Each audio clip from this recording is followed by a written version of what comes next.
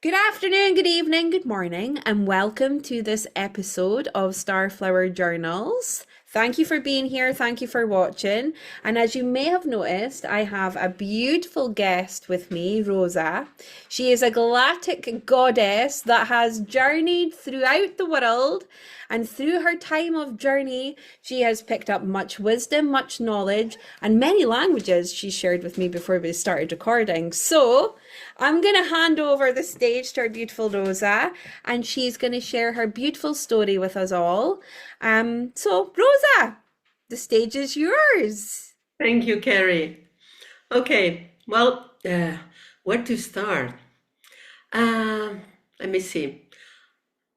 I must say that as a child, being an empath and not knowing I was an empath, I tended to kind of try to save the needies in the school. So growing up during Franco time, which it was a dictatorship, it was not easy. I mean, fear was kind of dense. You could breathe it. People were afraid. You couldn't speak your language. Like Spain, supposedly people think that we only speak Spanish, but the different regions, and we spoke other languages. Like in the region where I was born, in Barcelona, we spoke Catalan, and it was forbidden after the war. So I could only speak that at home, but not at school. It was forbidden. People would spit on you or will call the police if they hear you speaking the language. That changed around 76, 77 after Franco died, when I was 15, 16 years old. But it was an atmosphere of a lot of repression, a lot of guilt, since Spain is a Catholic country. So that was much in the surroundings of when I was growing up. And since I was not very popular, I was shy, I didn't talk much at school, and I tend to protect others that were kind of cast away. Like there was a girl that I really loved very much, and she was the daughter of a single mother. Being a single mother in Spain at that time was like, she was an outcast, and I tend to protect her. Oh, okay. So it was strange, like some things I did not understand. I remember reading at 7 Julius Verne and his books and thinking they were more real than my reality. It's like I could connect to Atlantis, to all civilization. I'm wondering what the hell is this? Okay, interesting. Yeah. Okay. And as being as sensitive as I was, let's say, the balance at home. Not that I had a bad childhood, because my parents were part of a spiritual journey themselves. My father started meditating when he was 15, and now he's gone. Yeah, and it was very strange at his time. And he was in contact with his higher self, would write every day because he was an inventor. He was an engineer, a chemist engineer.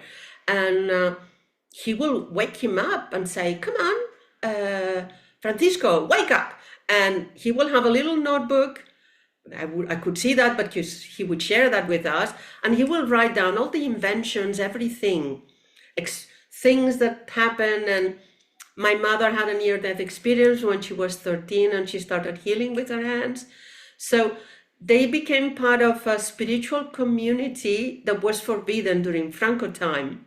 Okay. and they met people. So from a very young age, my parents said to me, "We don't go to church, but we just want to tell you that the church is in your heart. You need to pray from there. That's the only church that really exists." Wow, what a So, start to I life. mean, they were product of a historical period of time, because both went through the war, and lots of wounds that they had, that they passed into me and my brothers, because I have two brothers. Um, they were part of the choosing to be born in that part of history that was kind of chaotic in Spain. Okay, but I think was very good that I had those parents to introduce me into the spiritual world as something natural, something that was really good. And then the first experience that was a bit shocking was at 8, when my grandmother died. She was living with us, and they didn't want to tell me that she had cancer and that she was going to hospital, and there was nothing to do. And they took me to some cousins to sleep there. And at night, she appeared to me in my room. She said, "Good night." She said, "You're going to be good. I love you. Remember just that," because we were very close. "And just remember that. Remember that, and don't be upset." Obviously, in the morning, being 8, I said to my cousin, where is Granny? Where is Granny? And obviously, she was not there. My mom had called in the morning that at midnight, when she appeared to me, she died. But Wow. I was upset, I could not forgive her until I was in my 30s. When I Really? yes, because I felt abandoned. I could not understand not seeing her for a month, that she was in the hospital. My parents didn't want to tell me that, which I think is good, that you have to face death at some point, Yeah. even though you're a child. But at that time, it was like a taboo subject to talk about. So that was the first time I had my connection with the spirit world, being Okay. 8. Being 8. So like prior to being 8, there was no experiences as Well, I could feel lots of things, but I don't think I was aware of it. I okay. think there was so much density around, In that period, like that period of time. and the fear. I mean, now, I was very upfront at home, but at school I was quite shy. Mhm. And then I found out years later, when I was in my 40s, that at 3 I was abused by a member of the cousin family of my mom, which I Really? didn't know. And that explained lots of things that later on happened to me as an adult. So probably I was so shy because of that. And, there was so much guilt and things around sex, about everything in Spain, that on the top, if you had had that experience at 3, which was totally blocked by my mind, Mhm. it didn't come up until much later, much, Okay. much later.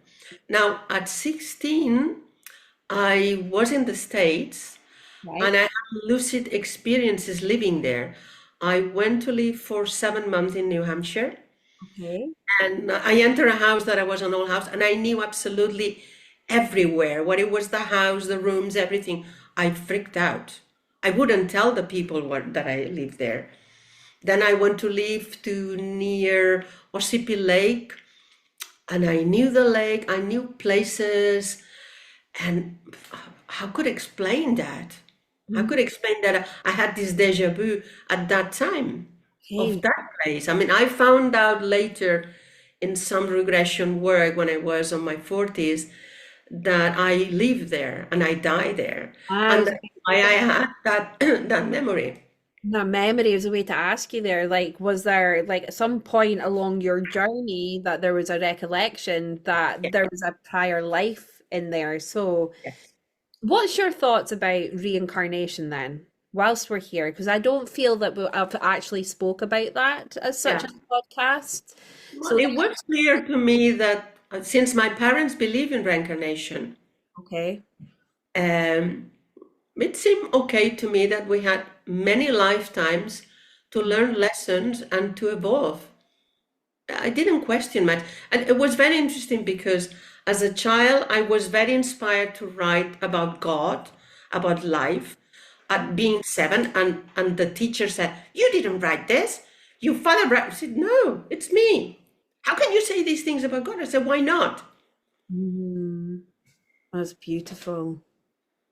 But anyway, so after that, at 21, 22, at several times I saw auras of people that were close to me. I would not understand why. I'd see golden auras or white auras suddenly.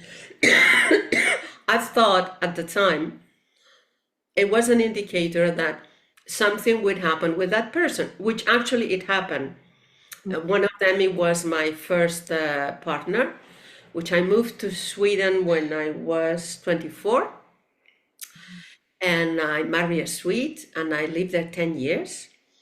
And lots of things happened as I was there, in terms of, well, being a foreigner, having to learn another language, reinventing myself from studying sculpture in Spain, not being able to work with that, studying at the university Swedish, then studying a degree, being a teacher in the arts, with all the arts which only exist in Germany and in Sweden.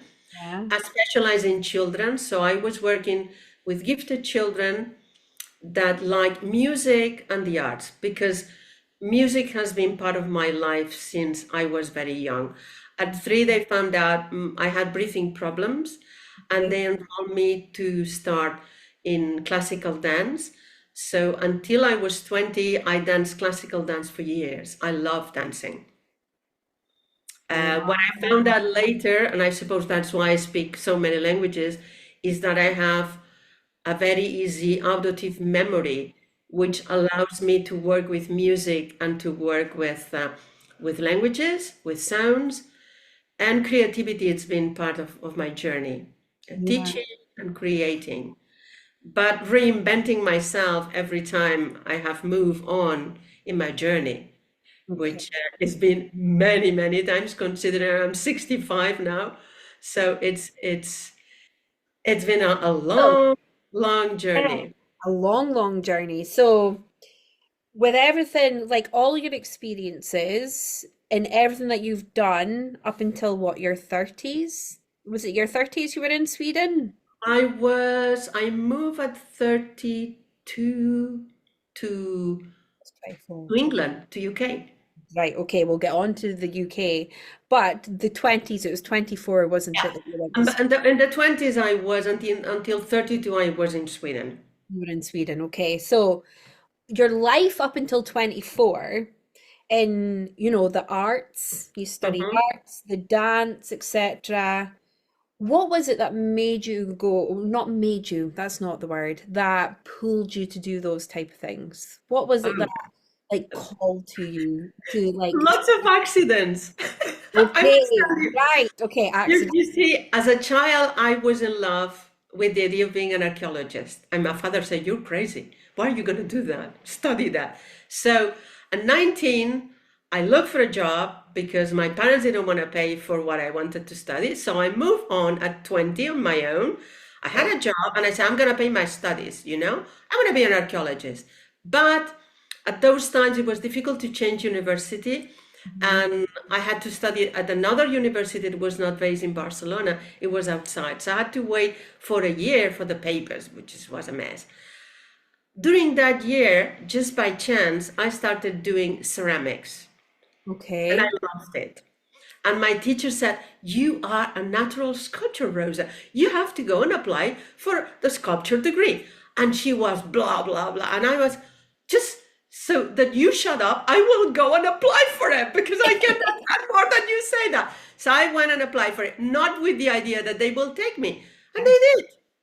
So suddenly I'm found with the application for the archaeology university and then for the other one. I drop off the idea of being an archaeologist and I enrolled in study sculpture. That's Okay. how I went. Okay. Life has put me in situations which are funny, which I was going for something and it came something else. Like suddenly at 21, I started working on TV and at the radio. Oh, But I TV didn't and want to work radio. with that. Yes, What a life, I Rosa. did a presenter. I never wanted to do, never, you know. I mean, I was part of a community of musicians and artists in Europe that was called Rock in Opposition, and Okay. there were all kind of musics, classical, rock, alternative, fusion music. But anyway, I applied for a job as a secretary at the radio because a friend told me and I was looking for a job as the secretary of the music department because I knew a lot about music. And the guy, after listening to me, said, "You know what? You're too good to be a secretary. Come with me. If you would do a program, what would you do?" And suddenly the inspiration came, and I would call the program Music with Dots, you know, music and so on. And she said, "What would you do?" I said, "Well, I'll introduce music from around the world." And she asked me to tell another person, which I didn't know who he was, and he was the director of the Catalan Broadcasting Company. And they look at each other and they say, "Yeah, yeah, we can have them on Thursday." And suddenly they say, "You know, you have a program of half an hour on Thursday from next week." And I went, my legs were trembling and saying, "What the hell is this?" And I got home, and my friend that told me about the job, I said, "Rosa, did you get the job as secretary?" I said, "No." "Oh, what happened?" I said, "I got another job that I didn't apply for."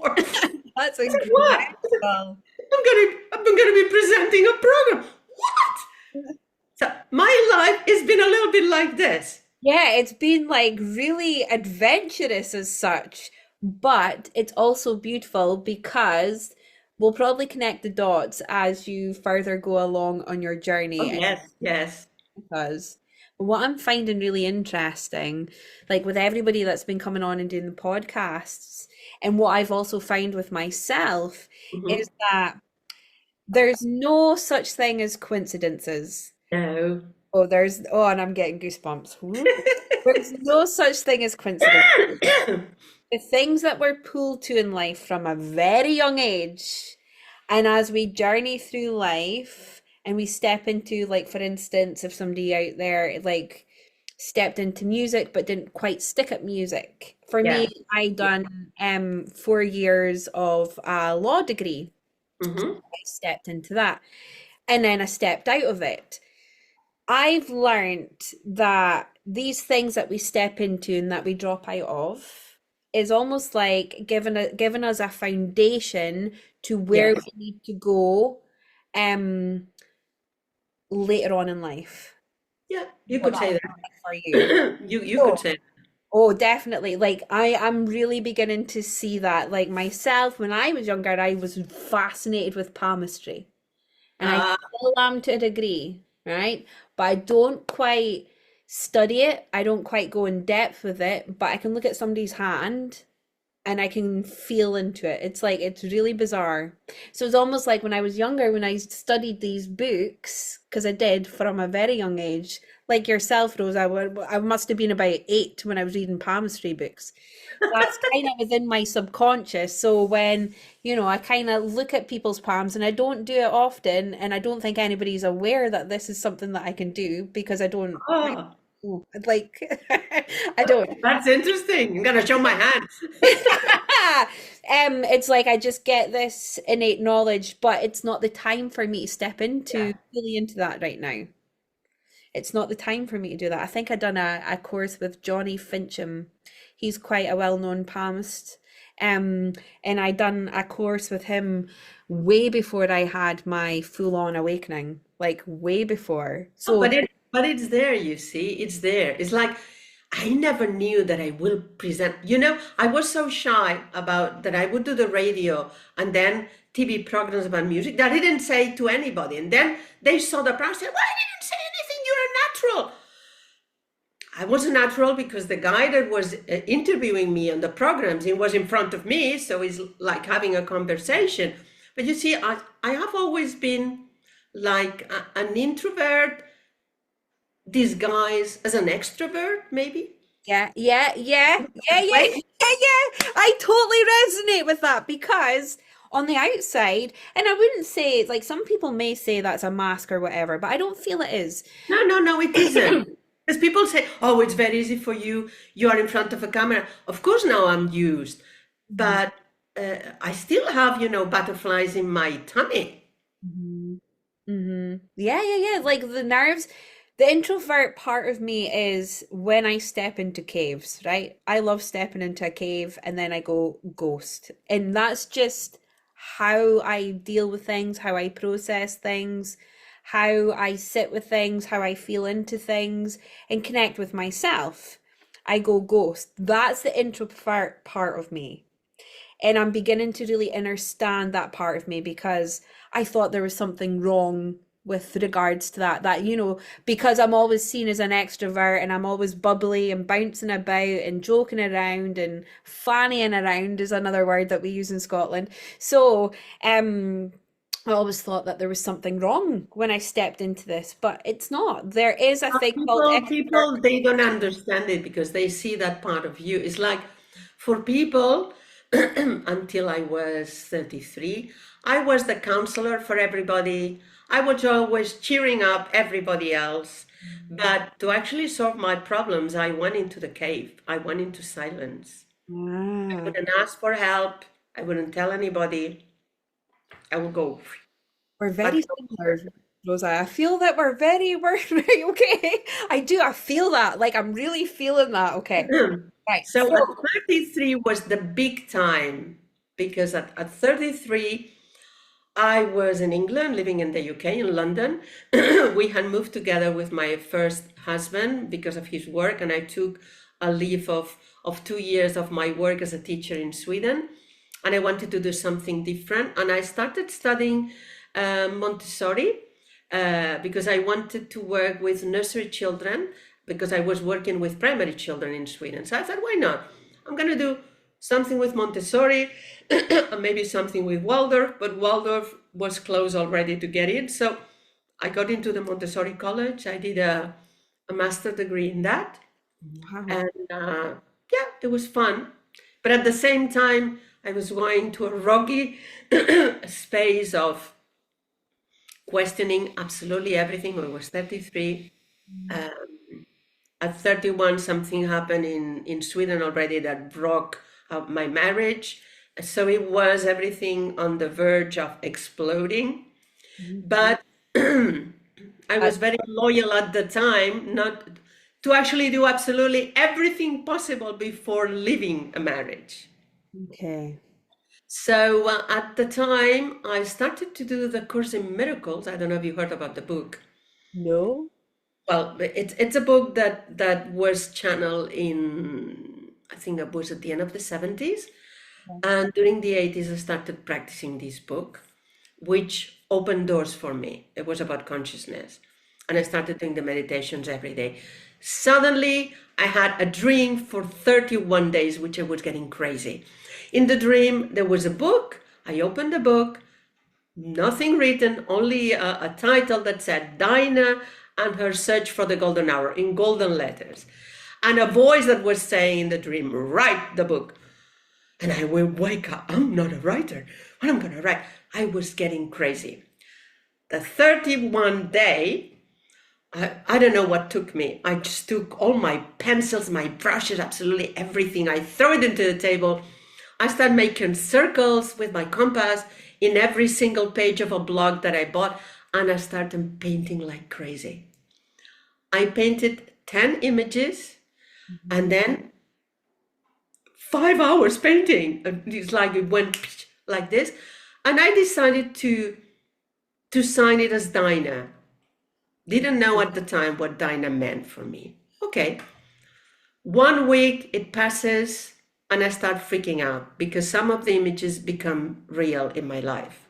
So I thought, what the hell is going on? You can imagine. Yeah. It was at the time that I had just moved a year in the UK.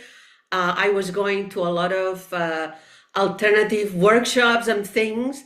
I started having experiences of like kind of regressions. Mhm. I was in Denise Lynn workshop and suddenly I was a priestess in Delphos in Greece and understanding I'd been a rebel in many lifetimes, breaking the rules and saying, fuck off, sorry about that, but it's true. So I was expelled from the temple. Ah, it's amazing. And I had other regressions there, and I said, "Oh, what's going on with Diana Cooper, with angels?" And Wow. I said, "What's going on?" So a lot of things were opening up at 33 plus, me channeling images, and Yeah. suddenly a fairy tale that was called Dinah and Her Search for the Golden Arrow. Now, I thought this was only for me at the time because it took 10 years to download 50 images, 50 poems, 50 stories, activities, lots of things. It's a whole book. They're shamanic cards. Right. Since 2003, when I finished them, I was already living back in Spain. I use them with people. They sleep with them, they put them in their bodies. And I tried to print them and sell them, but it never happened. And I realized that it was not important. If I was handling the cards to the right people that need it, that was enough. Mhm. See, because sometimes probably the ego wants to write the book and publish it, and it never happened. And I thought, well, at the end, I just gave up, but with a good feeling that I'm going to surrendering to the idea.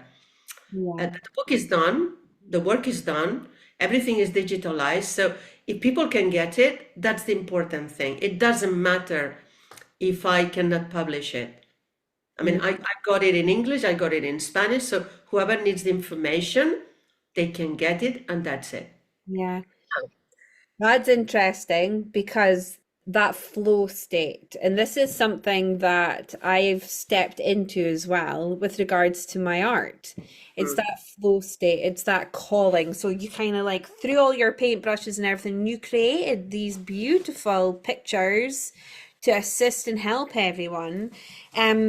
But then what I've noticed is that sometimes the ego will put an expectation as to the outcome of you creating this.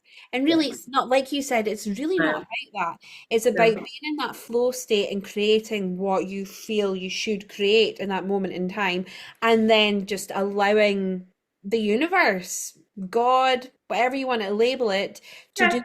what it may. And what I've learned is, these big paintings that I create, Rosa, is that They're amazing. they're created for the energetics. And and that's that. If they sell, they sell. If they don't, they don't. The fact that they're created, that's what's important. It's the energetics behind that creation. Yeah, exactly. Like it's the intent behind that creation. You can't be putting expectations No, on no, no, no. it. I realize that. I think in the journey, I mean, if we go back to 33 when I started channeling these, I mean, the first was finding out what Dinah meant because I went back to my country for a visit, and my father took me to a dolmen, which I never had been there, and it was full of bones of antelopes. And the female antelopes in Catalan are called Dinahs. Oh, wow. And I thought, what? And I know that in the Druidic tradition, the antelope is the guardian of the secrets of the forest. Oh, goosebumps. And the interesting thing is that Dinah and her search for the golden arrow is the search that the soul actually goes through every time we hear, because we try to find this golden arrow, which is our center, our power. And Mhm. the last image I painted is Dinah, which is the role and the lady that runs the whole story. She's old, she has white hair, she has all the colors of the rainbow around her, and she has the golden arrow in front of her third chakra. So it's like all her experiences suddenly make her to become one with everything. That was the last card. And like your journey in life is almost representative of that. In a way, yes, but I find out that they're not linear cards. It's like circular. Sometimes we have cycles and we go back to a card that we heal one part of it and then suddenly it comes back Like I give you one example. One of the cards is the universal yoni, which is a yoni, which looks like a mountain and it's red. Mhm. And it's our wound as women or as men, because I mean, we all go out from a yoni. Mhm. So that is our connection with the universal creator, which for me is feminine, which later on in 97 I channel a song that is called Universal Mother in English when I was living in the UK, which probably you saw it at one point. And for me, it's a big mother. It's a big creatix, if you want to call it, which is the one that is sustaining everything. And that's a wound of separation that she actually we start having when we're born. That Mhm. sense of separation, because when we are part of one, it's like, I don't know, it's like being in an ocean and you're a little drop of that ocean until you decide to have an experience. Then you go into a bottle, which is that experience. With part of you at the top of the bottle still remembers that you belong to that ocean, but there's only tiny bits and pieces of that. I love that. I love how you've described that. That describes it beautifully. And you know, for me, that's what life is. That is what life is being part of that ocean, but your experiences. And it was interesting, like you were saying with regards to the cycles, that Mm. cycle will keep coming around until you heal all of that. And you know, I've experienced that. And just recently, Rosa, there was a cycle and you know, it kept coming and it kept coming. And the more that I wasn't paying attention to the lesson within that cycle, the more the universe put me on my backside until I recognized that and I went, okay, I'm listening, I'm stopping. And there's always like when you identify with that, you always like, have you ever felt this with your cycles? You identify with that and then you're like, oh, have I learned that? Like, how do I know that I've like completed that cycle? Like, what was that like for you? How did you know that? I give you an example. There's one card, which is the card of the monk, which is an image of a monk with a lamp illuminating Dinah, which is the let's say the main character of the story. And it's in a forest. And that's a metaphor that we expect in relationships, that the other one will come with a light and Mhm. illuminate our life, which is the expectations that we have with people, either with friendships, either in relationships.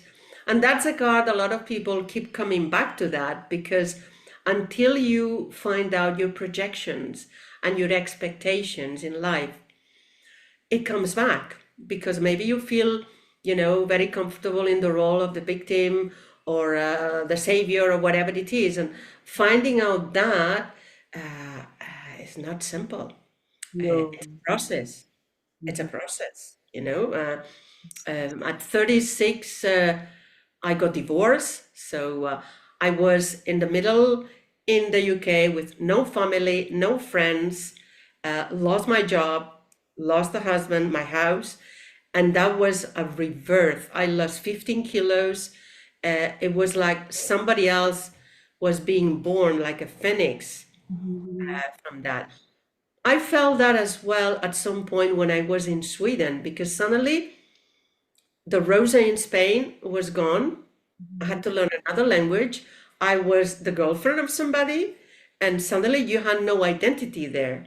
So when you lose the references, the family, the identity, it's like you lose everything that made you, maybe on from the ego side, but it's still part of you, of your journey. Yeah, yeah, yeah.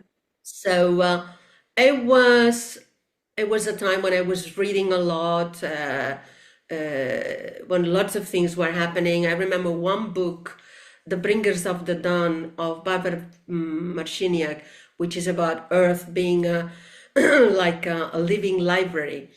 And that book for me was precious. I mean, there were days when I could only stay with books like this and read things that will confirm, yes, yes, yes, this is true, this is true, this is this way. And then at the same time, I I started having a need to sing, and I didn't know why. And I started writing songs in Catalan, in Spanish, in English. The first song, which I didn't realize until much later on, it was a channeling of my journey, what I had come to do here, which the translation will be, you will find yourself and you will come really back. But it was about being in your heart, remembering all the memories and light that is in my heart, where the sea is the world and the world is the sea, and that connect me with at some point with Mintaka, which was a planet that it's gone, and me being a mermaid and singing as a mermaid. And that makes sense with all the songs and all the things that came at that time at 36. I started to study shamanism. That training opened up a whole world because I started singing light language, which I didn't know. And it was even stronger when I discovered the crystal balls for the first time. I was in London in the Healing Arts Festival, and there was a lady playing, which became my teacher. And I sat there like hypnotized. And suddenly I started singing, like it was somebody else singing through me. And when she finished, I said, "What are you doing, a workshop? I want to sign in." And suddenly when I started studying with her, with our Hoshi, which was half Hungarian, half Cherokee, Oh, a very interesting woman. She's now in her 80s. I started remembering things of other lifetimes. Being in Lemurian, working with sound, and being a medicine woman, many lifetimes working with sound, like it's the most natural thing to me to start making sounds to people. Yes, I've trained with people, but what I do, I just have to think that let be the universe through me and come whatever sound may help this person. And that's what I do. I never know what sounds. I have to be in a zero, let's say, point to just go with it, go with the flow. go with it. And it opened up a world that I thought, what the hell? At the last words of my teacher, Foster Perry, which is a shaman in the States, it was, when your ancestors will call you back, you have to go back. I thought, what did he mean with that? Yeah. I was 36, and suddenly at 40, I decided I was leaving the UK. I was fed up with my job being a lecturer in the Montessori college, which I was training teachers. I did healing part-time at times, but not officially. But it was a moment where I felt my cycle in London, it's finished. There's nothing for me here. I have to leave. I was offered a job in Bali by a contact by my teacher in the crystal balls as a teacher for a Montessori school there. I thought, Bali, fantastic. So I packed my house, I sold half of my things. I went to Hawaii several times to finish a training in sound healing that I did with a lady from Denmark. But the last time I went to translate and to help her. And the last day we were there was a meditation, and I thought somebody just wanted to be funny with me. They put kind of Spanish music with flamenco guitars, and I thought, who the hell was the funny one? And everybody looked at me, with a joker face. What do you mean? There was no music, nothing. So my teacher took me to the forest to walk and said, but Rosa, there was nothing. Well, I could hear guitar and saying ole, and I said, but you're Spanish. But it was for you. So suddenly I said, maybe I'm not going to Bali. You can imagine, it's scared to death for me to go back after so many years to my country. Yeah, because it was like, yeah, because of all that suppression and that density, etc. And then you were away. Because I felt Spain had not changed that much. I had changed. So suddenly I decided, okay, I'm going to listen to the message. I was surrounded by butterflies, which is one of my medicine animal. All the time that I was there, I said, okay. I called my parents and said, do you have enough space in the garage to have all my stuff? I'm moving to Spain.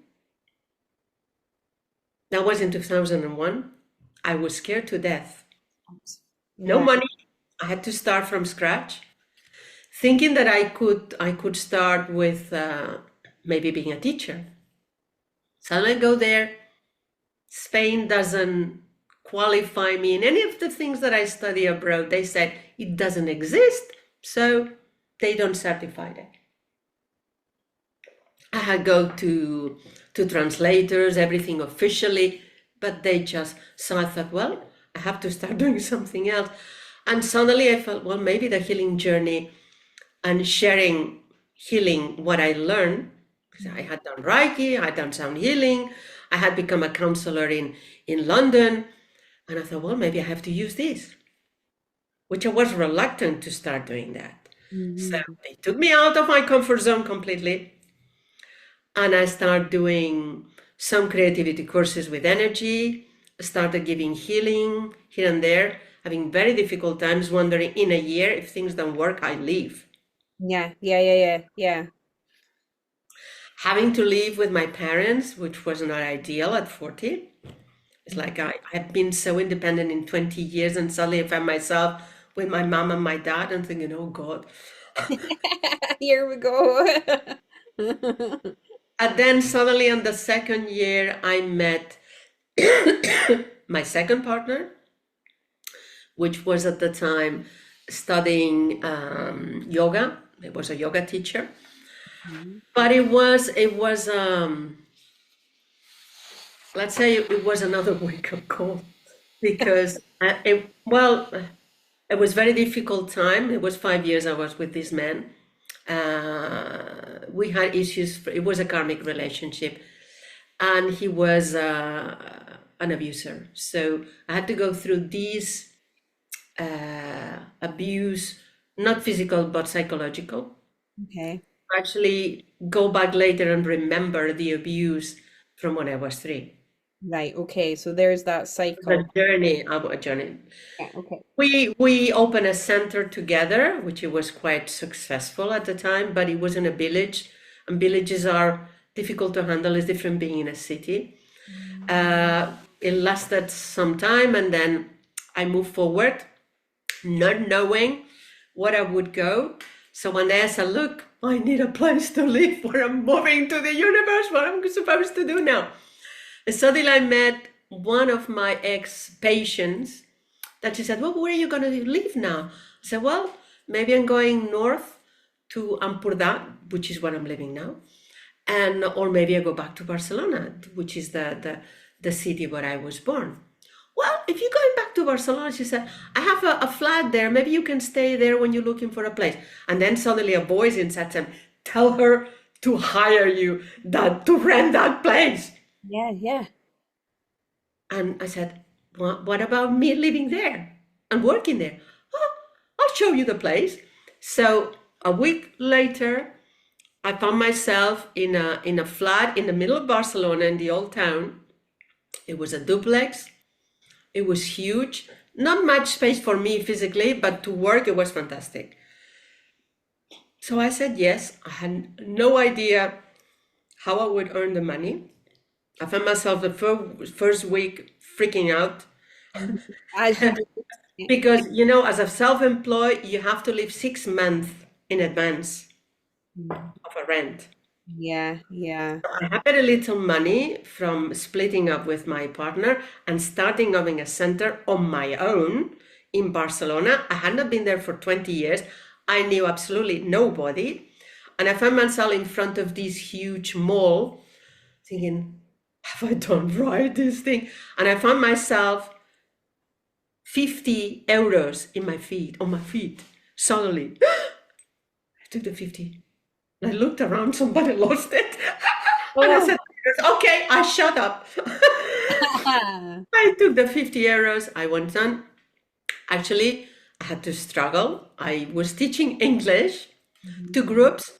I remember doing something that the universe showed me, not understanding how. I put the logo of my previous center, which it was a sun and a moon with an 8-star that I painted at some point, and I started to put ads absolutely everywhere that I was giving small groups in English, and we were doing meditation as well. And I started teaching what I knew in English to Mhm. these Spanish groups.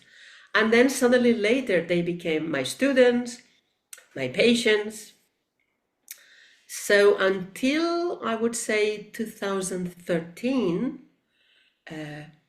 it was not bad. I could earn my living with having this center, which was called at the beginning Agilos Iris, Okay. which is Greek, and it means two things. It means the angel of the rainbow angel, but it means also the messenger of Osiris, which I felt that what I was helping is to have the Christ consciousness in every person. So I was becoming Isis somehow and allowing Horus, which is the consciousness in every person, to be born through my cards, through my creativity, through the sounds, through healing hands, through different things that I did over the years, which I trained people in sound healing, I did different things.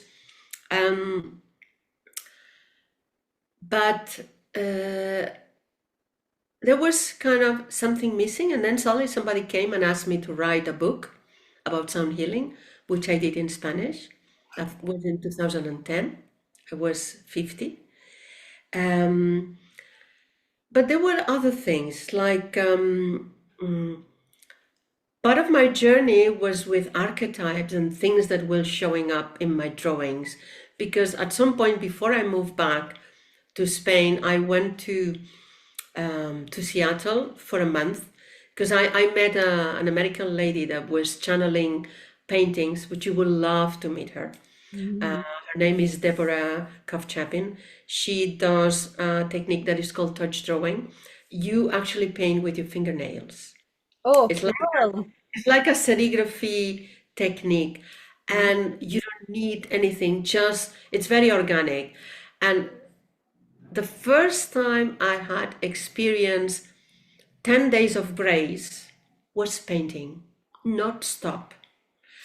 And what it came out with this technique is a lot of images and things inside myself, a lot of women that were in me, a lot of images that later on made sense, which became those images, which are made in another technique, another book, which is called Universal Mother, which is for women. And it's about different cycles in women, and that I finished a few years ago. And I share at some point with women in my circles. I stopped doing circles around 2019 because I felt I needed a break. Mhm. It's like Important. That's needed, important. I needed to revise things because that during 2018, which is when I met Joanne, Mhm. um, because we were in a workshop about dragons at the time, and we met. We were the only people from Europe. Um, I started painting quantic geometrics, and I didn't know what they meant. So I probably channeled 222, lots of them. I Wow. made pendants, I made things. Uh, I had an experience, a very painful experience about power at that time. 2019 was a crucial time for seeing part of my ego, seeing Mhm. as well who was real in my life and who wasn't. It Yeah, was yeah, you go through it that as was well.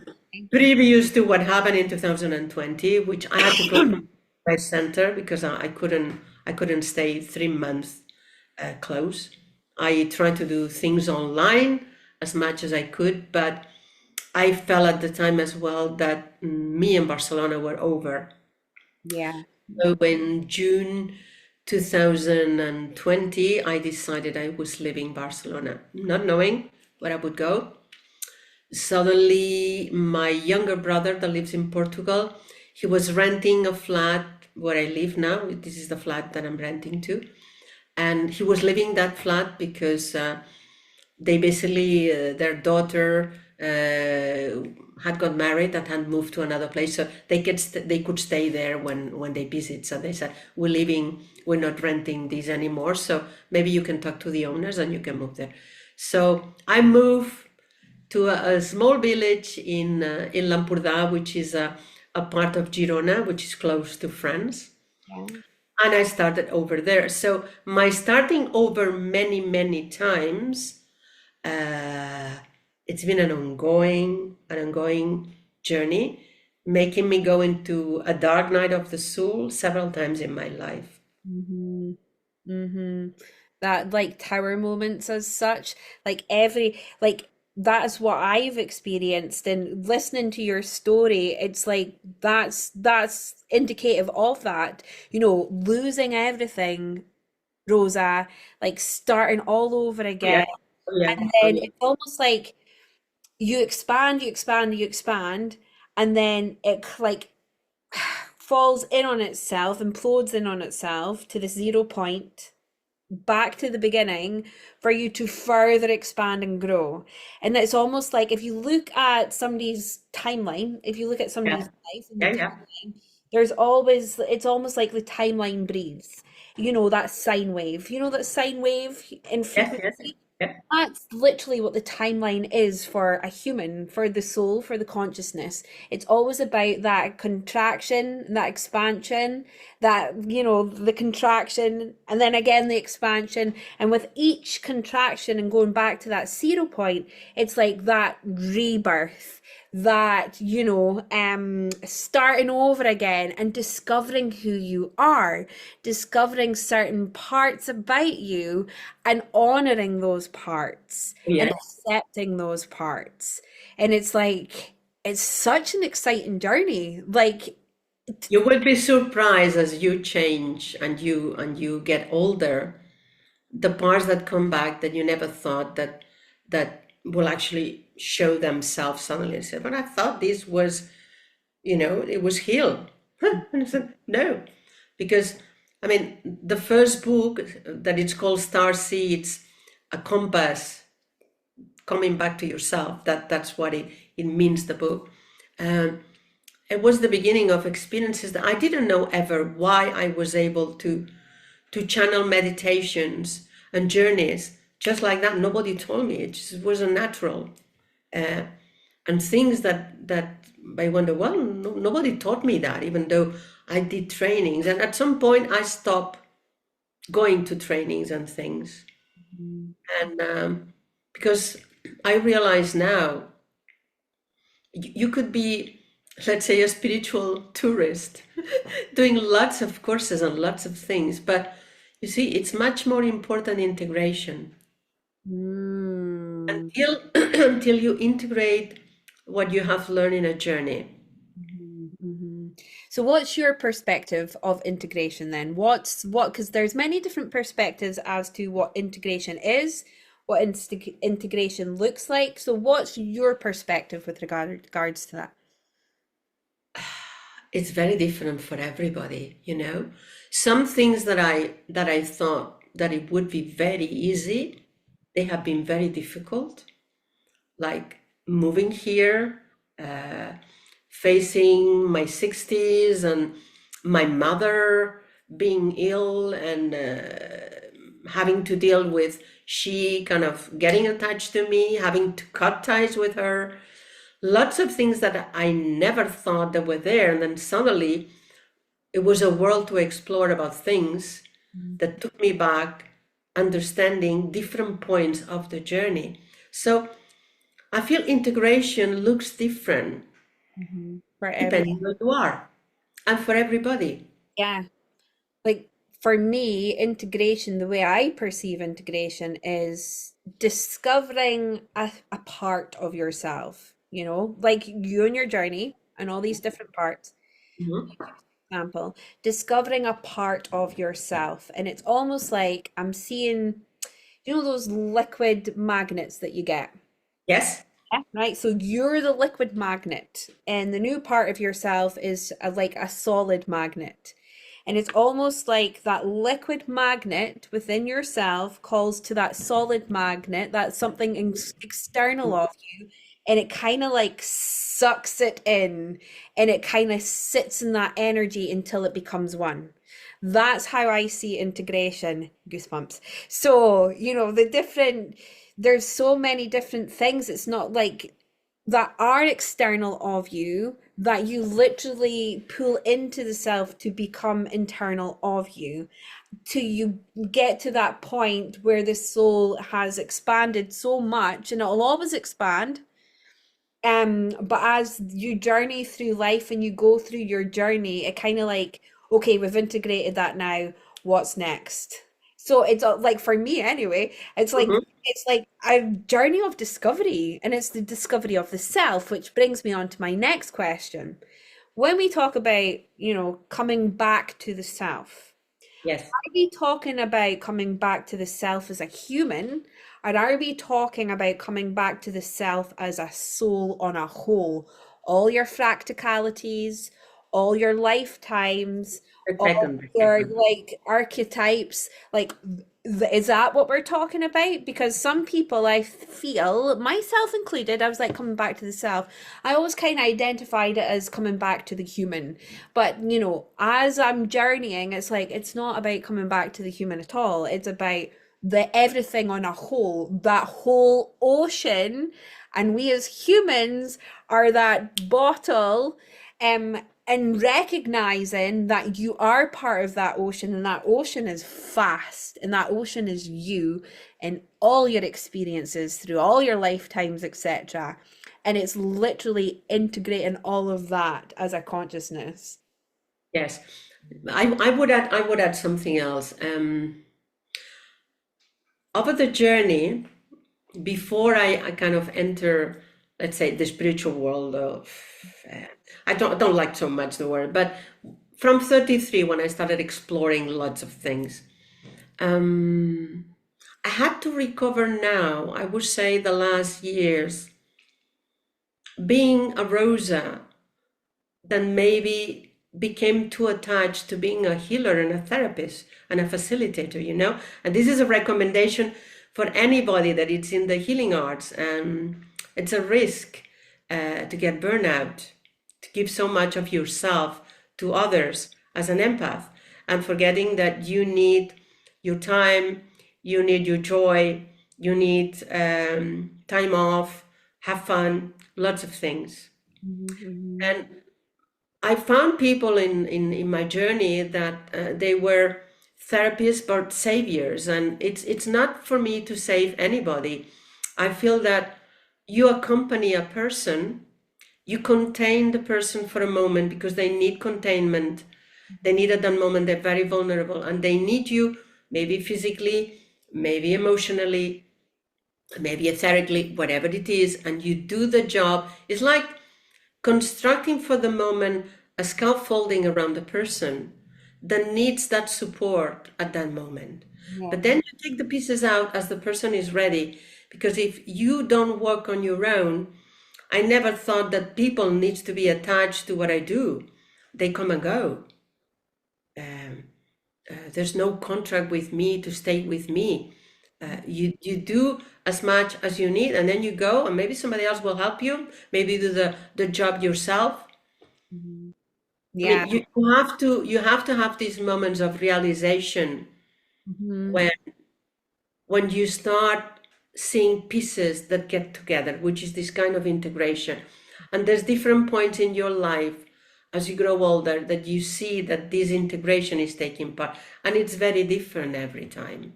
Oh yeah, it's like really different every time. And it brings me on to the next question. Mhm. I consciousness just now. This mentality of something external from saving you, like, to save you. So, for instance, what I've learned in my journey is that you can go to a healer, and you'll Mhm. go and you'll go and you'll go and you'll just go every month, right? Why is that? Because the way I see it is, you go to a healer to be healed, right? Does that make sense? I so that's, the Well, consciousness. that's what people think, yeah. Yeah, yeah, yeah. But that's not the point of it. Mhm. That's not the point of it at all. like you, Rosa, like you've just described, beautiful souls coming to you and you're guiding them and, helping them on their path. And then they discover that actually they save themselves by doing the work, by looking in the mirror, by facing the ugly truths. And that is the healing within the self. It's nothing, no one or anyone external from you that's going to do that. And it's truth. You have to do that within yourself. And the way like I've adapted that in terms of health and going to the doctor, etc. Sometimes you do. Like I was over at the doctor like over the Christmas period. Um, but you also look at the energetics of it, which was interesting. So for me, there was respiratory and there was lungs, grief. But I was grieving an old version of me. Interesting. Okay. Because dreams that I was having where I was jumping in time, I was jumping in the past and then I was jumping forward to the future, but I could only go so far in the future, which was also indicative to me that there was a cycle within those 2 years that I had to look at on an energetic basis, right? Hmm. And I wasn't allowed to move forward as such because I had to look and like find what was the main point of why I couldn't see or why I couldn't heal that cycle. And like you said, the Hmm. rest, right? Rest. Now, Rest. Kerry is a human, and I know people out there that'll be watching this going, here she goes, right? Kerry is a human, gives so much of herself in everything that she does, right? She does. And she forgets about, so when she forgets about, she goes on the burnout and she gets ill. And she'll Exactly. keep repeating the same cycles because all she wants to do is just give, give, give, give, give, give, give. But she never gives to herself. That's what I had to look at. Yeah. That's why I was ill. I needed to let that go and step into that. And now, as we're stepped into, the new year as such, like 2025, it's like, oh, I feel like I've got my roller skates on and I'm like, oh, am I gonna actually do it? Am I actually gonna like allow myself to heal this now? And it's almost quite scary. Like it is. Like when you go through these It is. It rebirths, is. etc., like having no money, Rosa, for instance, with yourself, not knowing where you were gonna go, not knowing what that was gonna look like, not knowing if you had money to like pay the bills or pay your rent, etc., you had to trust the process. Right now, this is interesting because my youngest daughter said to me very recently about her nails. She's like, "Oh, I got my nails done, but the guy was like, oh, I was looking at my nails going, oh, I like they're gonna be horrendous, like they're really bumpy and everything." And she said, "Mom, I just had to let go and trust the process." How old is she? She's turned 11. She's just turned 11, and I was Oh, just wow. like, Hmm. "What the fuck?" Like, it's so interesting. Even at that age, she They're knows, very wise. They're very wise. yeah, at that age to trust the process. And it was almost like a message for me as well, because okay, I'm listening. Trust the process. Mhm. Let go, let God, and trust the process. And Rosa, your journey, your story is a beautiful, Thank you. beautiful like example of that, of what that actually looks like. Well, it's still people ask me, well, you're gonna stay here now because you're 65. To be honest, I have no idea. No, I know that this is not my place. This is a place that I had to come near the sea to actually wait a minute, there's a call coming on. Okay. Um, it's like a resting space, a place where I needed to do a big change with it's connected to that first song I wrote when I was 35. Mhm. Wow. Interesting. to become a free bird because I don't have children. I had a lot of creations, books, and I have done records and projects. I knew at 13 that I wouldn't be a mother. It's interesting. Mhm. I discovered at 40 with a memory of another lifetime that I had died pregnant in my previous life. Okay. And it was not being a mother of children, physical children, but being a mother to people, like using this mother feeling to my students, my patients, which I do have a Mhm. little bit, taking care of people. I love taking care of people, Mhm. but the lesson was taking care of myself. Yeah, that's first. Fill your cup in order to fill others' cups. Exactly, And exactly. filling other cups and forgetting about her cup. So no idea where I would go from here, to be honest. I don't know, they say that 25 is the year of starting over things, so who knows? Who knows? Who knows what that looks like? Who knows? It's almost like you go from being the doer, and this is what I feel this energy is this year Hmm? as well. It's like going from being the doer to going to, I don't know. I don't know. I don't know what tomorrow holds. I don't know what that looks like. I don't know, like, I don't know anything. I don't know anything. And it's almost stepping into that place of being Yeah, stay in the now. Don't look back. Don't look forward. Stay in the now and deal that's with it. now at this moment in time. And that's what I'm feeling for myself.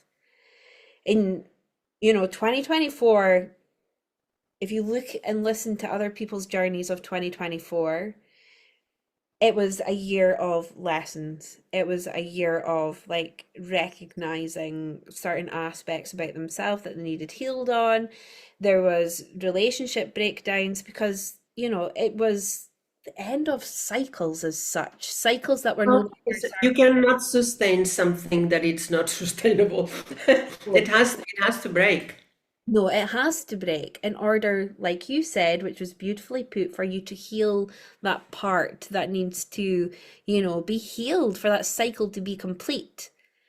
So, as I look back at 2024, maybe you can put in your perspective with regards to 2024, and look at everybody else's journey that, I've had on podcasts and people around me. Mhm. It's like they were breaking cycles and completing cycles that needed to be completed in order for them to step into this energy of, I don't know. For me, it was letting go of the Rosa, the facilitator, Okay. wherever I have been for years, that I was expected to stay there in that role. And I don't care being in that role. Kind of gave away meditations and things that I have done over the years of just giving for free and stopped doing lots of things. I don't want to do workshops right now. I know that. I know I still can do healing, but I'm open to new things, which some of the things has come, they're related to my latest painting that came out this 24, which for me was letting go of somebody that had grown as a facilitator that was not there anymore. And I didn't realize that I was attached to that and I needed to let go of that part of me, which was it was an attachment that was it was dead. It's just, but you don't realize it until you see the cords that you had created to sustain that was not sustainable. Mhm. It's been going into dark spaces, Dark spaces, very dark spaces, very dark spaces. very shadow spaces that they were not nice to see of myself. They're not nice and they're really uncomfortable and they're Oh yeah. really Oh quite yeah. scary sometimes. However, what happens in dark spaces? seeds are planted. If you think of a seed and a flower, they get planted in the soil. It's a dark space. They Yes, it get nurtured with is. water, etc., and then they blossom and they bloom into the light. So the dark spaces and the shadow spaces are nothing to be feared of, nothing to be No, ashamed of. no, it's recovering your power. Yes. Only when you go to those places when you have neglected yourself, when you have not listened to yourself, when you have created, um, let's say, an image of yourself that is not real, when you drop that and you allow the real you to come out slowly, that's when the real integration begins. Yeah. Oh, that's true. Very different one. A That's very very, very true. And it's like honoring everything about yourself because, again, before we stepped into 2025, there was something that was coming into my field. Mhm. And just as we stepped into 2025, it was really strong coming into my field. And it was a part of me that I wasn't honoring because I felt shameful of it because of how society portrays it. However, it's who I am. It's a big part of me. Um, and since I've connected into that, it's like the creation that flows through me because I've connected into that version of me or that part of me or that soul part of me. It's that goddess part of me has been magical. Like so much magic has come from it. That's great. That's great. And that's like your journeys are like that as well, Rosa, from the TV, from the music, from the books. You're like the real life. I'm just using it as a reference Yeah. of a film, right? If you look at Forrest Gump and everything that he's done in his life, this is just the real life Forrest Gump. You've done so much incredible things in your life, and you're still going strong. You've had like tower moments, you've had moments of like, what the hell? And you're still here, Rosa. You're still showing Yes. up. You're still Yes. doing the work. You're still powering on. You're 65. Your story is absolutely incredible, and I'm so honored that you're sharing it with everyone, and I'm getting goosebumps because there's people that go through life that just want to sit in victimhood, and that's absolutely beautiful. If that's what I you mean, if they want that, you know, I mean, what I realize is that most of the time I have been a person that it was a rebel. I was not fitting in easily. I always felt I was not fitting in, and if I try, it wouldn't work. It need. wouldn't. Because you know So, what? In the 70s, when I moved on my own, I work and I study. Nobody was doing that. Everybody was staying with their parents. Their parents were paying for the university. Nobody was living on their own. Nobody. I just wanted to be free and don't give explanation to anybody. So being independent for me was very important. yeah, In like, my journey, it's been major. yeah. But you mentioned that you were a rebel in all your lifetimes. Yes, I have been several times. So, I'm not very good at keeping the rules. but no, there is maybe There you purpose in go. that in itself. That's maybe why you reincarnate in each lifetime to be that rebel breaker, to break the cycles, to break the chains in realities. I always question things. I don't give for granted that something is given like that. Mhm. Why? Why Yeah. should it be like that? But you know that version, yeah, and you know that version of yourself, and you accept and you honor that version of yourself. You're not ashamed to talk about it. You're not ashamed to say No, no, and no, take. no, no. I remember a friend of mine in the States that we were finishing the training in sound healing, and he's a clever, and he said, you've been a rebel all those years, but this time you're in service and you have to do it. You cannot do it. So from 40 for 25 years, I have only worked as a healer. Mhm. Absolutely only that. Previous that, I was more of an artist than a teacher. But I love teaching, and I still feel when you are with a person or with a group, it is a teaching experience because you share parts of yourself. You share what it worked for you, what it didn't work for you, and it's still sharing and it's teaching. Yeah, They it's teach you with their experiences and you teach them. mhm. And then they take from that and make it their own. That's the purpose of teaching. Exactly. Not to follow suit and follow the leaders. It's to listen, take on board what fits for you and do it your way. That's the whole purpose. That's literally what life is. All the Exactly. less because, as we journey from birth up in like childhood, teenagehood, adulthood, like, and, getting older. We're just gonna say getting older. Yeah. Um, there's all these blessings. It's what you make of it. It's what you make of it. It's how you see it. It's how you adapt to it. It's how you grow from it. It's Exactly. not going like, oh, I'm getting whipped again and whipped again and whipped again and whipped again to the point that you're falling down. And the roles of what you're doing and what other beautiful souls out there do in this world is to help beautiful souls remember that life is the journey, life is the lessons, life is, the mistakes. You're gonna make mistakes. It's Oh, yeah. okay to make mistakes, Plenty, plenty of them. plenty of mistakes, but it's known that it is a mistake as such, and it's owning that mistake. It's taking responsibility because is it a mistake though? There's no such No, thing as it's a an mistake. experience. It's I an mean, experience. if you don't know how to do something, you have to choose. And sometimes you choose the things that are not the adequate for the moment. So next time you will choose something else. Mhm. They're not really mistakes, they're experiences. Sorry. Sometimes when we listen to our inner guidance, we normally choose the things that are the right, but sometimes you don't.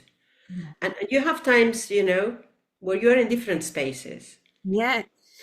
And you're going to choose, like, this is something else that I've seen as well as we stepped into 2025. It's like there's always this one timeline, right? That trajectory timeline as such. But as you journey through life, there's all these different timelines. And Oh, one yeah. timeline will serve this purpose, and the other timeline will serve that purpose, and the other one will be your lessons and your blessings. And it's almost like you take from each timeline to remain on your highest trajectory timeline as such to get to the destination where you're always going to go. And you're always going to get there. Sometimes it may take longer. Sometimes you may have to repeat a lesson or a blessing, the cycle, but you'll always get to where you were always meant to be. And I think a lot of people, including myself, puts a lot of like expectation and control as to how reality and your life should look like, right? Because you're doing the work, blah blah blah blah blah. But it's not about that at all. If you know what I mean, it's not about that at all. It's literally acknowledging that and being in your presence, finding your peace. What's your peace? Like, what's your peace, Rosa? Because peace, people have different perspectives, and life is finding your peace. It is Silence, silence, being in silence. being That's inside. one. Just walking near the sea. Mhm. That's your peace.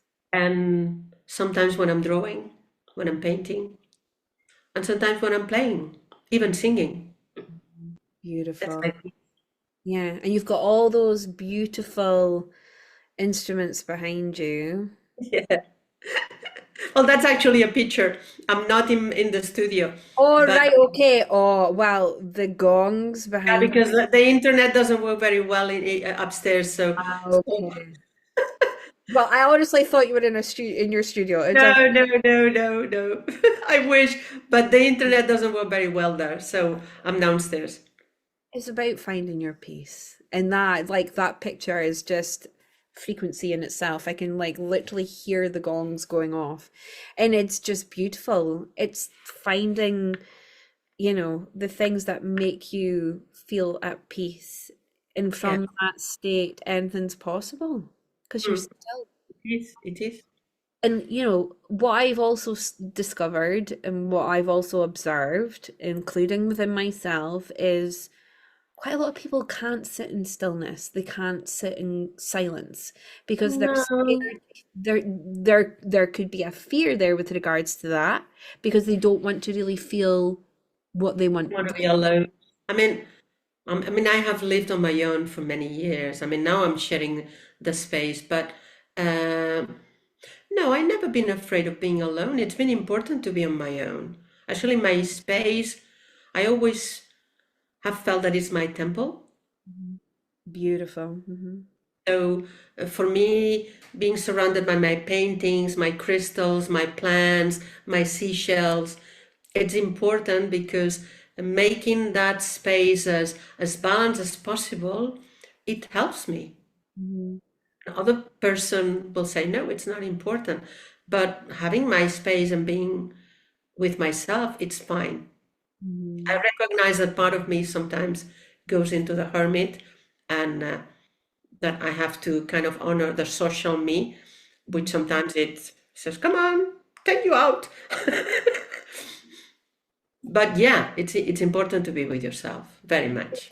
And by stillness, like I mean nothing, like Mm, complete silence. No TV, no nothing. distractions, nothing. Just sitting there with you as one in a whole. And quite a lot of souls can't do that. I was like one of them, and still, to a degree, I'm aware that, I'll sit in silence, but I'm like, I need to do something, and I make myself. But that happens Yeah. even when you're older. I think there's periods of time when we find easier to go into that silence, and others when we catch ourselves going somewhere else. Yeah. Yeah. Very interesting. So, Rosa, we're coming to the end. Yes. I'm so grateful for your beautiful journey and your beautiful perspectives. Thank you. How are you offering services at this moment in time? If beautiful souls like wanted to connect in with your beautiful artwork or your books, like how? My my website is both in Spanish and in English, so people can contact me whichever language they speak, even Swedish. Um, my services are recording the sound healing for groups, for families, for individuals, whatever they needed. I only need the name and a picture, and I tune into the person and I record the music and the chanting that I do for that person. Then that's one part. The other part it's healing, sending healing, and working energetically with them, doing counseling, doing sound healing. I do it via Zoom. For people that live in Barcelona, I go there once a month and I do it there. At the moment, I'm not teaching unless I'm required crystal balls and gongs and Tibetan and other things that I have done for many years. But I decided that if people want and they come here, I teach private classes to people that want a different perspective to Yeah. sound healing, to what is up there. Because I feel the first sound you need to honor is your voice. The sounds in you and you as a channel, because when you play any instrument, it's an extension of you. If you are not balanced and connected to this 0 point, you only become a musician, which I'm not dishonoring their work, which is fantastic. But if you want to work as a channel of sound, of universal sound, then it's another story. Beautiful. Oh, I love that. Oh, that sent chills through me. And Mm. it's And then I do readings with my cards, with the Starseed cards, and with the other oracle that I did for women. So I do energetic readings for people that need it, which they give them tools because with the readings, the cards have activities. So I always give homework. oh, homework's good. Like homework's good. Yeah. Sometimes I'm being criticized because, oh, you're like a teacher. I said, but I don't know, maybe it's a deformation of being a teacher for so many years, but I feel people need tools afterwards. So they don't have to come back to me. They practice that when they feel that they have done the work. If they have questions, they can call me. But I feel you need to do something, and it's not, I'm not an aspirin, like you take a tablet and you do. No, you need to do a past work after being with me. Yeah, yeah, and I'm that's responsible of that. yeah, yeah. It's, Because sometimes people feel you have a magic wand, you do everything, all the work. Say, no, no, no, no. The healing doesn't work like that, you know. I do part of it that needs to be done at the moment, which sometimes is opening spaces, is taking dirt that was energetically there so that you can up consciousness in some aspects of you that you don't want to see. But I cannot do that job. You need to do that job. hmm hmm You have to do the work. Yep. You have to do the work. There's And no there's no shortcut. no, no, you're like, there's no, a beautiful friend Mhm. of mine's was like, is there any shortcuts? I'm afraid to say there's never any shortcut. Because No. you try your hardest to find a shortcut. You're No, not because you will go in circles. gonna, you'll keep like a dog chasing its tail. That's exactly what's gonna happen if you try and do a shortcut. Indeed, indeed. The point is like doing your own healing, doing the work, but finding the tools to do that. And honoring all the different things like happen in your life. And I just find life really exciting, and not always. Oh, don't get me wrong, I have my days, and Rosa will have her days as Oh, well, yes. where I you're will be that days when they say, I don't want to be here. go and you go, fuck this, fuck that, because we're human. We And are. I mean, being human is not an easy task. No, I would No, say one of the no. hardest tasks in the universe is being a human. And It it is, is. but everyone on this planet signed up for that, whether you like it or not. Normally, I said, there was a contract, the little letter that you normally never read that says you have to stay with that. You signed for that. Right, yeah, you should have Yeah, read the small print. yeah, you should read that. And we didn't, right? We didn't. But That's that's probably why when we are 5, 6 and we see adults not telling the truth, people saying one thing and thinking another, and that's when you go, this is being human? Ooh. yeah, but there's a reason for that, and we know Well, that. I know, I'm just making fun of it. But Yeah, yeah, that's the perspective you have as a child because you wonder what the hell is this? yeah. Well, there you go. Yeah. And you live in fantasy, but is it fantasy? Is it? Sometimes we go into painting, drawing, or in your mind, seeing another world, whatever.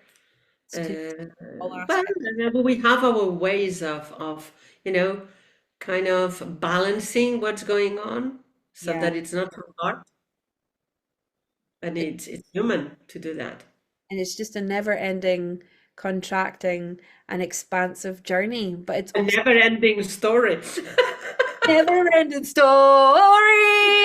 Hold on, I this is love that one. I loved it. this is for Joanne. Ah! Anyway, that's literally what life is. It was really fun being here and sharing the story with you. No, it's been like an absolute honor. Like Rosa, I didn't know Rosa's story. I knew nothing. I know Rosa, but we've never had that conversation where, Uh, I've sat and listened to Rosa's story and, I just like, wow, what a story. And, we could have been here all day talking about your story and Oh, all. I could explain more things, but we would need 5, 6 hours. I don't know. Yeah, You know. maybe like a good week. And all the Yes, different because lessons every there. every every center that I open and everything that happened, it's been a journey as well. So I tried to cut, short everything else. Yeah. Well, maybe at some point, I would love to have you back on to maybe talk about, the Yeah, women's sure. circle and the different thing because there's something so beautiful. Maybe have beautiful souls come on and talk about that side of things because yourself and a few others, because I'm going through that at this moment, a new cycle as a woman. Um, Mhm. and this is where I'm discovering further bits about myself. And It's an exciting time. like it's super exciting. Like, Rosa, I felt very powerful when I was 50. oh, you did? Time See, that I felt most powerful, most beautiful, oh, more oh. Shakti. Well, they say life begins at 40. So, like, for me, I was like, oh, like 20s was like the big lessons. 30s was still learning those lessons. So I was like, 20s, 30s, goodbye, see you later. Like, I was really like, adios, amigos, like, bye. So for me, it's interesting because I remember one teacher I had in England. She was a clairvoyant and she had a vision, and I was 35 then, of me dancing in a red dress. And I couldn't understand that. At 50, I had a friend of mine doing a book of pictures because I had written the book of sound healing. And it was me dancing in a red dress, and the pictures, I look like I'm 15 years old, and I was 15. Wow. I was so happy dancing because dancing is so fantastic. Yeah. I mean, I'm in a place of joy, of just Mm, being present in the dance, which yeah. is life. Because life, it's like a tango. Life is like a tango. It totally is, by the You way. never know the steps. Sometimes they change them. Well, they change them, and they do, and it gets faster, and it gets slower, and then it gets really fast, and then you Exactly, spin it out, you exactly. roll your bum, you're up in the air, you're down in the air, you're everywhere. But you always get to your destination, the story Yes, in 5 seconds. it is. It Yeah. is. So, Rosa, any other parting words of wisdom for our beautiful souls out there that are watching this, that are on their journey? Okay. This goes to people that work as a therapist. This goes to them. Something that comes to mind. Don't worry about where people will go, because I remember once discovering that I'm like an airplane. I'm kind of driving the airplane, and in the airplane there's lots of people, but it it shouldn't bother me where they step out, because the only ones that need to know when they step out, it's them. I'll only create a container for them to know when to step out and be awake in their journeys. But Mm, it's not me, it's them. So this is a message for them. beautiful. And I think you could adapt that to anything, really. The container. Beautiful words of wisdom, Rosa. I'm so honored. Thank you, darling. Me Thank too. Very, very honored. I've loved doing this podcast with you. It's been great. Me too. I'm having fun always talking to you. Yeah. So the next time you come on, will we do the salsa? Will we talk You about want the me to salsa? teach salsa? No, please. Oh, isn't life a dance of tango salsa? What's Yes, yes, but I'm not an expert in salsa, I dance it my own way.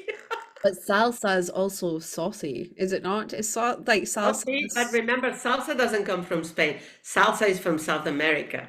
yeah, I like the salsa. I like saucy. Salsa is very beautiful. It connects to the second chakra, it's connected to your sensuality, to sharing being with another, and the dance of life, which is sharing with whoever enters your field. Hmm. That's salsa. Beautiful. There we go. So next time Rosa's coming on, we're talking about the salsa. Thank you, beautiful. You're So welcome. we have now come to the end. We've got Bear. This is Bear. Everybody meet Bear if you've not already met Bear. He's telling me it's now the end. Yes, you are. Just two Who seconds wants to say hi? to say hi. Say hi, Bear. Right, down you get just now. Yes, I'm recording the podcast, Bear. Right, okay. So we've come to the end, everyone. Sorry, he's distracted me. So I will leave our beautiful Rosa's details within the description. If you would like to connect with our beautiful Rosa and reach out to her, feel free. Again, I'll leave my details. You do whatever you want if you want to connect with me or not. It's entirely up to you. And I will look forward to sharing the next podcast with you all. So thank you, Rosa. Thank you, You're beautiful. welcome. I You're hope you welcome. all enjoyed watching this podcast, and thank you for your time and for your energy in doing so. I'm very grateful. I'm very appreciative. Like, who knew I'd be doing these podcasts? I had no idea. Again, just went with it like you did with yours. Just went with it. That moment of, I have to do this. There you go. Here we are. And who knows where it'll go? Yes. Who knows? As the saying goes, fuck knows. Anyway, I love you and I'll leave you be. Have a beautiful day. Stay smiling. Stay in the boat and do the salsa. The story of consciousness and life. Bye.